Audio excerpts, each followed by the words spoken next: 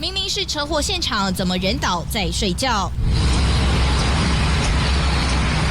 先生拍谁哦？马路中间不能睡觉哦。但看看他睡好熟好熟，躺着打呼一只狗，安全帽戴着，车子也倒着，不知道有没有梦到自己其实在骑车。直到警消到场把他叫醒，人才醒，但是他浑身酒气。当时骑士沿着新北大道一路骑上了中山桥，但他却是酒驾上路，上桥不到几公尺就自撞隔音墙，倒下之后呼呼大睡。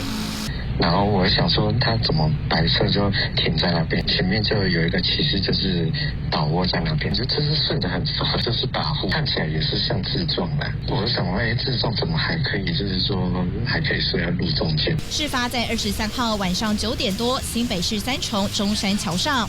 39岁男子酒驾骑车上桥时还一路摇摇晃晃，自撞倒下就睡觉。警方初步调查，男子喝了啤酒照样骑车回家，酒测值达0.79，他手脚擦挫伤，送医检查没有生命危险。报警大概5-6分钟，警方就到了，也是蛮快的，就是有超过5分钟。当下就是后面整个都是塞住了，然后就公车什么，就是也是没办法过。